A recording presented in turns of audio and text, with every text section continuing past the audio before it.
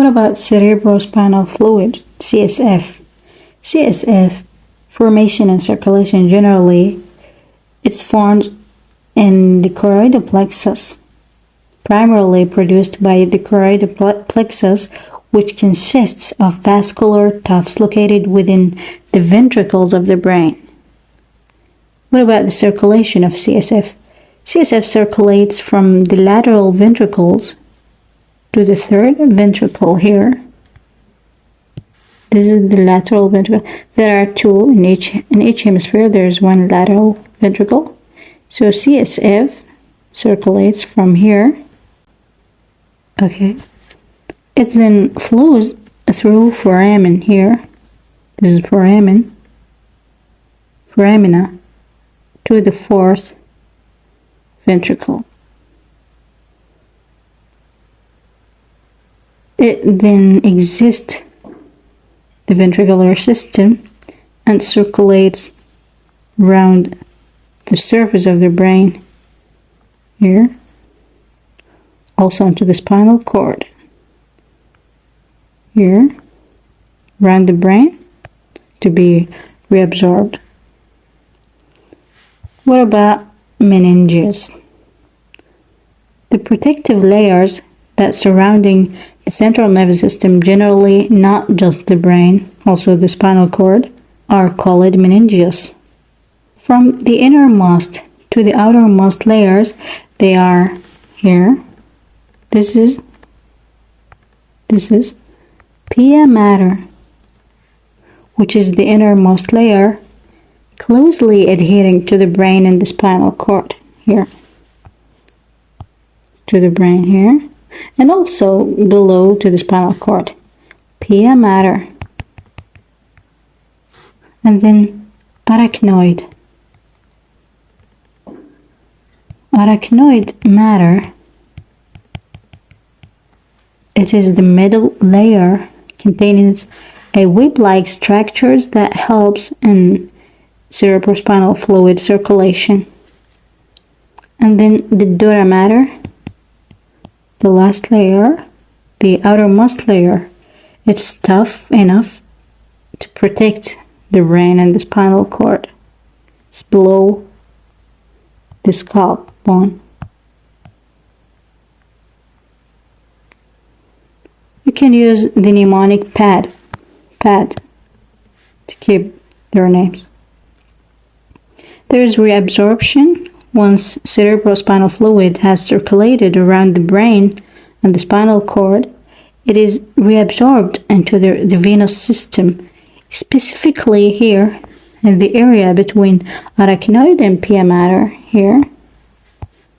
This is pia mater, and this is arachnoid here. In this area between them. We're not gonna dive deep into the details of them. Okay. The orientation of the nervous system. There is ventral. To know the orientation, there is ventral, which means towards the belly generally. Dorsal towards the back. Rostral towards front nose, and caudal towards the tail. These are used in animal who walks transversely, not like a human vertically. This can used in animal and also in humans above the midbrain part. We can use these terminals to describe. Okay, so in humans above the midbrain, the orientation is similar to these non-upright animals. While below the midbrain, this is a 90-degree rotation as the spinal cord is perpendicular to the ground. So in humans who have an upright posture, these terms are altered based on the position of the brain and the spinal cord. So midbrain and diencephalon junction between the midbrain and the forebrain. At this point, the orientation shifts. The nervous system is positioned differently above and below the junction. Above the midbrain, the orientation remains similar to the non-upright animals, where ventral is toward the ground and dorsal is toward the sky. While below the midbrain, there is 90-degree rotation, as we said, as the spinal cord in humans is perpendicular to the ground, so unlike animals with a linear nervous system. So what about plans of section? The nervous system is often studied or measured in one of the three orthogonal right-angle planes. There is horizontal plane, which is parallel to the floor, axial or transverse section, perpendicular to the body's long axis. It looks like as if we were looking at the girl's head from above here.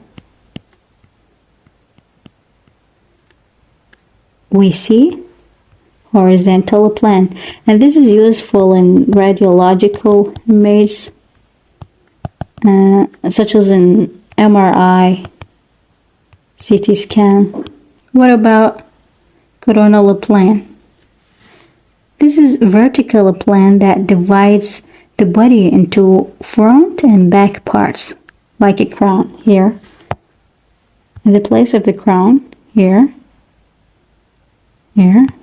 it divides the body into anterior and posterior, front and back. What about sagittal plane? Divides the body into left and right part. Here, left and right part, specifically left and right hemispheres. We're gonna stop here and we complete in the next videos about the neurons.